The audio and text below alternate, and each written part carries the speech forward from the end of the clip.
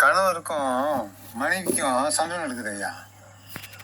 என்னடா சண்டை நடக்குதுன்னா அவரு வெத்தலாக்கு போடுவாரு.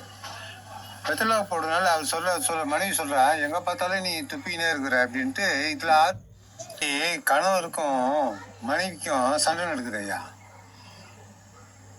என்னடா சண்டை நடக்குதுன்னா அவரு வெத்தலாக்கு போடுவாரு. வெத்தலாக்கு போடுறதுனால அவர் சொல்ல மனைவி சொல்றா, எங்க பார்த்தாலும் நீ துப்பினே இருக்கிற அப்படின்ட்டு. இதுல ஆரம்பிச்சு சண்டை பெரிய சண்டை ஆயிடுச்சு.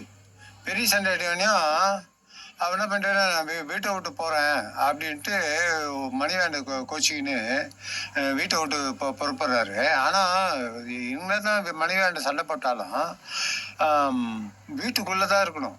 வெளியே போயிட்டுன்னு வச்சுங்க, அது பிரச்சனை எவ்வளோ ஆகுது பாரு. என்ன பண்ணாரு, இவர் வெத்தலை போடுறவர்ல பஸ்ஸில் போறாரு. பஸ்ஸில் போயின்னு இருக்கும்போது திடீர்னு வெத்தலை பாக்குல வெத்தலை மட்டும்தான் இருக்குது, கொட்டைப்பாக்கு இல்லை, பாக்கு இல்லை.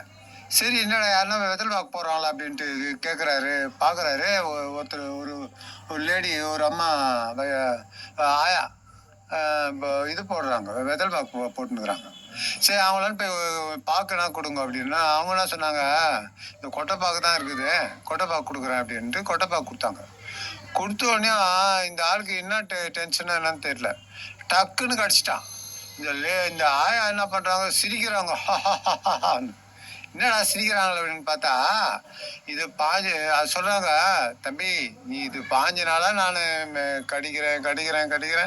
கடிக்கவே முடியலப்பா, நீ ஒரே செகண்ட்ல கடிச்சிட்டேப்பா அப்படின்றாங்க.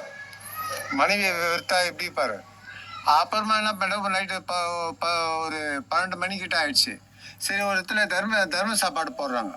அங்க போயிட்டு சாப்பிடலான்னு போனோடனே சரி உட்காருன்னு சொல்லிட்டாங்க. உட்கார வச்சிட்டோடனே அந்த தர்மகர்த்தா என்ன பண்றாரு, அந்த அந்த இலைலாம் எடுக்கிறாங்கல்ல, இலை போடுறாங்க, இலை எடுக்கிறாங்கல்ல. அந்த லேடி கேட்டாங்க, என்னம்மா இலையே இல்லை, இப்போ 12 மணி ஆயிடுச்சு, எந்த கடை இருக்கும் அப்படின்னா, ஐயா நீங்க பயப்படாதீங்க அப்படின்னு சொல்லிட்டு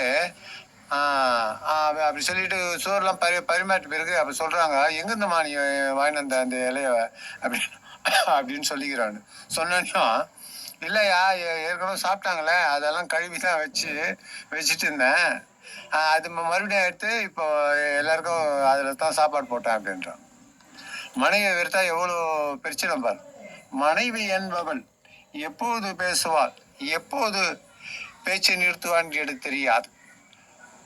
மனைவி படுக்கை அறைக்கும் சமையல் அறைக்கும் ரன் எடுத்து தேழ்ந்து போனவள், முட்டி தேழ்ந்து போனவள்.